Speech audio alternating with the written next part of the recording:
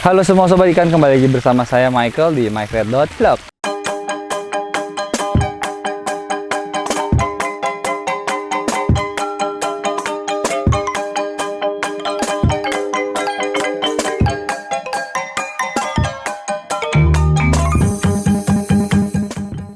Jadi kita hari ini jalan-jalan ke Cianjur. Ditemani oleh Hans dan macam-macam orang di sini. Ada juga teman saya yang dari Diskus di situ. Namanya Jet Diskus. Nah, ngapain sih kita hari ini mau ke sini? Sebenarnya kita ke sini karena kita mau melihat katanya ada indukan yang akhirnya setelah sekian lama ngerem. Nah, pada saat ini kita akan melihat dari kolam silver albino dulu. Katanya di sini ada 2 ekor yang ngerem. Nah, kita akan bertanya-tanya sama Ronald ciri-cirinya ikan ngerem tuh kayak apa. Tapi mungkin kita belum bisa panen karena ini baru kabarnya ini baru datang sekitar 3 harian lebih. Jadi belum bisa dipanen. Nah, panennya nanti minggu depan. Makanya teman-teman jangan lupa ikutin terus vlog ini. Nah, selain kita bahas albino yang ngerem ini, kita juga mau tahu apa sih yang berubah dari farm ini, darinya tadinya nggak bisa ngerem atau memang belum dikasih rezeki, tiba-tiba sekarang ada yang ngerem. Pastinya ada yang berubah kan.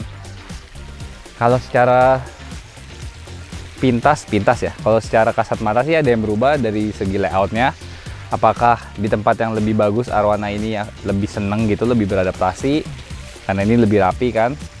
Kedua, dari segi filtrasi. Jadi kita mau bahas bareng-bareng sama si Ronald. Sebelum kita tanya-tanya, kita sekarang lagi nyari nih indukan yang ngerem yang mana, soalnya konon katanya karakteristiknya indukan tuh kalau lagi ngerem dia nggak mau munculin diri gitu di bawah air. Teman kita lagi berusaha sih nyari. Tadi sih ada satu yang kelihatannya kayak ngerem, cuman lagi hilang lagi nih. Sekarang si Hans lagi bantuin nyari, si Ronald juga lagi nyari juga. Tapi kok nyarinya di kolam sebelah. Yuk kita cari dulu yuk, sebelum kita tanya-tanya lebih lanjut. Setelah mencari sekian lama, sekitar 20 jam lah tadi kita nyari. Kayaknya ngerem deh. Ada satu yang kecil, ada 2 kan. Nih kita. Ya tapi dia di bawah. Dia jauh sendiri ya? Oh ya gede tuh, ngeremnya gede tuh. Dia ngerem itu? Ya itu ngerem tuh. Ini nggak usah diganggu. 1 biji, terus satu lagi mana? Belum ke atas. Nah, mic-nya mana mic-nya? Itu tuh, hilang udah. Di situ lah. Nyelam dia. Nyelam. Jalan nyari adem. Tulisnya satu bengkok kan? Itu cabang. Itu fix sih. Itu fix. Satu lagi. Yeay. Albino kita panen, Nal. Bukan kodok. Hah? Bukan. Ya, bisa aja sih. Bisa banget sih, bro. Tapi kodok tadi hari Kamis, kodok 2 ekor. Iya, nggak responsif. Jangan lupa tinggalkan like, komen, dan subscribe. Saprek. Nih. Nah, jadi kita sekarang sudah meneduh dulu karena panas banget nih, bener-bener panas, nggak jelas. Dan Ronald juga lagi dehidrasi di sana, jadi dia kayak lagi nyantai. Nah, tapi di sini kita ada Lunggu. Fish by Mr. Lee, Instagramnya tolong di follow ya. Lunggu di sini juga Nggak guna, bukan nggak guna. Lunggu di sini sebagai kiper juga ya, dia jagain di sini kan. Nah, gue tuh mau nanya, jadi kenapa lu bisa menduga ikan itu ngeram? Setelah sekian lama tuh apa yang beda gitu Itu loh? pertama nggak mau makan. Apa? Nggak mau makan dia. Biasanya makan emang. Biasanya makan. Oh, dia rutin kah? Iya, makannya? Nggak mau makan. Berapa Ini- lama dia nggak mau makan? Ini sih baru ketahuannya sih udah semingguan lah kurang lebih. Seminggu diiseng-iseng tes juga Iya nggak mau makan. Oke, Terus jadi dia ngambang di indikasi atas. pertamanya nggak mau makan. Iya. Kenapa? Tahu nggak kenapa? Soalnya katanya kalau nggak salah kalau ngerem itu kan dia ada Betul, telurnya nih. Dia nggak pintar bakal sekali. makan selama sebulan, dia nggak bakal mau makan. Jadi dia gara-gara ada anaknya di situ, dia berkorban ya sebagai Iya. orang tua yang baik, dia nggak makan. Nggak makan selama sebulan. Jadi indikasi pertamanya dari dia nggak mau makan. Betul sekali. Terus Tapi nggak harus nunggu sebulan, kadang ada yang namanya panen muda. Panen Jadi, muda. Dipaksa karena gitu ya. Dipaksa lah, dalam artian kita buka mulutnya mungkin biasa 2 minggu ya, 14 hari ya. 2 minggu berarti minggu depan kita kesini lagi dong. Iya. Ya. Buat ini. Jadi Jadi dalam waktu 2 minggu itu Prematur dong kalau itu jatuhnya. Kayak gua 7 bulan, Bro. Oh 7 bulan? Iya. Pantesan gede gini badannya. Jadi kan udah 14 hari itu dia dibuka, tapi bentuknya tuh masih telur teman-teman. Telur, tapi udah ada ikannya gitu di ujungnya. Titik gitu. Gitu lah ya. Ntar dia kita puter di kayak biasa ada mangkoknya gitu, dikasih pompa ya dia muter gitu. Oke. Nah, terus indikasi kedua apa, Mr. Lee? Terus dia sering ngambang di atas. Kayak sorry Apa ya? bahasanya. Sorry ya bahasanya. Kayak apa ya? Yang dia Plastik. ngambang aja di atas, dia nggak pernah main di bawah. Nah, tapi itu tadi kita nyari kok susah. Mungkin lagi siang gini kali dia baru dulu. Oh, jadi biasanya Jauh ya. Iya. jam-jam kapan tuh dia tiba-tiba ke Waktu itu atas? sih kelihatannya pas sore sih. Sore ya? sama pagi sih. Jadi tuh setiap sore, setiap pagi ke sini. Sore biasa gue jadwal gue sini. Oh, sore. Jadi dikasih pertama dia nggak makan, indikasi kedua dia suka ngambang. Heeh. Terus ada yang lebih kayak bisa terlihat dengan kasat mata nggak? Enggak sih. Enggak. Kayak mungkin Oh, mulutnya. gondok. Kayak gondok gitu. Tapi Kalau- pernah nggak ngerem kayak sampai kayak ngerem tapi nggak ada isinya gitu, pernah nggak ya? Pernah kejadian sekali kita di Sekali. prank. Oh gitu. Tapi kalau ini kayak mungkin bener lah. Mungkin mudah-mudahan sih benar. Jadi teman-teman, Memang lagi musim ngerem Musim. juga. oh musim ngerem. Musim ngerem tuh musim apa tuh? Kayak maksudnya bulan apa? Terus kalau misalnya masuk musim apa tuh kalau ngerem? Gue sih kurang paham ya. Soalnya kita masih baru-baru juga Iya, sih. gua juga masih baru. Tapi kan. Tapi biasanya logikanya sih musim hujan. Begitu Berber lah pokoknya. begitu pergantian air biasanya Pergantian musim. ikan iya pergantian musim, pergantian parameter air. Oh, iya. Karena hujan kan masuk, dia jadi lebih apa ya, lebih pingin kawin lah, bahasa kerennya udin petot ya, tolong dicari sendiri. Tapi begitu sih gitu. Dan nanti dari kayak gitu nanti minggu depan doain aja teman-teman supaya mungkin ini memang Bunganya masih bertahan dan masih bertahan, masih diremin, bisa dipanen. Berhasil. masih bisa kita panen. Nah kalau Lanjut, dari sahabat, kolam kayak filtrasi gitu-gitu, cuman sekarang kita mungkin akan bahas dari segi filtrasi. Nah ini yang bisa menjelaskan bukan Mr. Lee, Iya. tapi namanya Mr. Ronald. Jadi kita langsung ke Mr. Ronald aja. Oke. Oke, jadi kita sekarang berada di lokasi filtrasinya. Ini lumayan ribet kayaknya walaupun cuma 2 tabung ya di sini. Gede banget tabungnya. Terus ada tuas yang menyerupai kayak setir gini. Nah, saya juga nggak tahu kenapa di sini ada akuarium tiba-tiba ada ikannya. Kalau lihat sekilas sih cuman ada 2 tabung ini ya, kalau nggak salah. Nah, konon katanya nih filternya harganya kayak 1 Alphard. Nggak tahu bener, nggak tahu bohong. Nanti biar si Ronald yang jelasin. Yuk, langsung ke Ronald aja. Jadi kalau yang ini sistem apa, bro? Ini filter air. Iya tahu, tapi maksudnya kenapa bisa segede gini, isinya apa, Kalau filternya kegunaannya sama apa? aja semua tergantung ke kapasitas kita perlunya berapa. Karena ini keperluan buat ke kolam dan kapasitas di kolam sehari perlu sekitar 100 sampai 200 ton. Jadi kita mesti pakai filter yang besar. Nah, gimana cara kita tentuin kapasitas air yang kita butuhkan tuh berapa? Kita kan pakai sekarang sumber airnya kan ada dua opsi, satu dari sungai, satu lagi dari sumur. Oke. Nah, dari sumur itu zat besinya lumayan tinggi. Jadi kita menyesuaikan filter apa yang kita mau pakai buat mengeliminasi si zat besi tersebut. Tapi sebelum masuk ke filter ini, kita tampung dulu air sumurnya. Ini tampungan sementara yang biru. Oke. Nah, baiknya sih harusnya kita punya bak penampungan yang besar. Jadi step pertama itu kita tampung airnya dulu nih. Tampung airnya dulu, boleh lewat Sini nih. toren atau kita punya bak penampungan. Jadi tujuan dari penampungan air pertama itu supaya kita bisa mengoksidasi air sumur yang masuk. Dengan adanya oksidasi itu lumayan tuh Mike mengurangi zat besi. Oksidasi itu maksudnya digelembungin ya bahasa awamnya. Gelembungin, kalau nggak pas lagi masuk dia ada percikan, yang penting dia ada surface buat menguap. Nah, ini ada gelembungnya emang ya? Ini sih sekarang kita nggak ada, cuman di dalam kita bikin pas ngisi itu dia kayak percikan kayak hujan. trut, di cabang. spread. Di spread. Terus jadi kita tuh bukain juga sedikit tutupnya. Ini sifatnya sementara. Nanti kita rencana mau bikin buat bak penampungan yang besar di kolam itu rencananya tuh. Oh, yang satu. ini, yang kosong sekarang.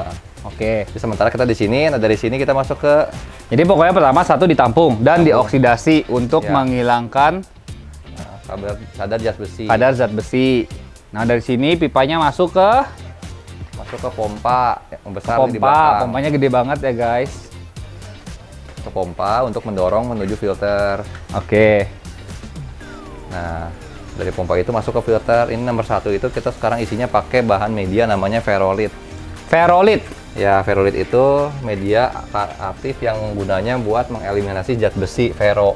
Tapi kan tadi udah oksidasi udah. Tapi kan itu hanya membantu nggak 100% Oh. gitu. Oke. Jadi Ferrolit. gunanya ditampung dan oksidasi itu supaya kerja dia lebih maksimal dan nggak cepat jemu.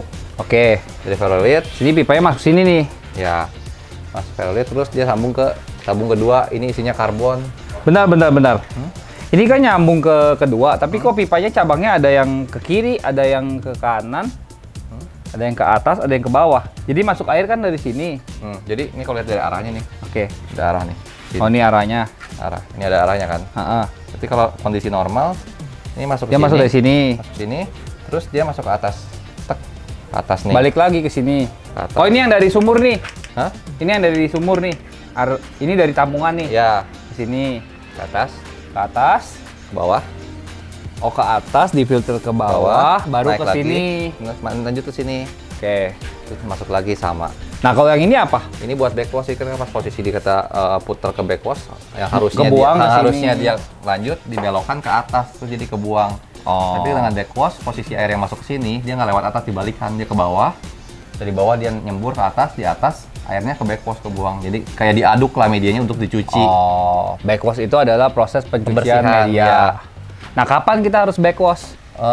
Sebenarnya tergantung kebutuhan dan seberapa kotor air baku kita, nggak ada patokan pasti. Oke. Kalau kita mau pasti itu biasanya ada pressure gauge di sini, Mike, buat Oke. mengukur tekanan air berapa normalnya. Jadi kalau misalnya kotor tuh biasanya mampet ya ya. biasa tekanannya naik. Biasa kita di 2 bar, 3 bar, tiba-tiba dia jadi 5 bar, berarti kita tahu, oh ini ngeden di sini nih karena media kita udah mulai kotor. Nah Oke. itu kita untuk nge-backwash.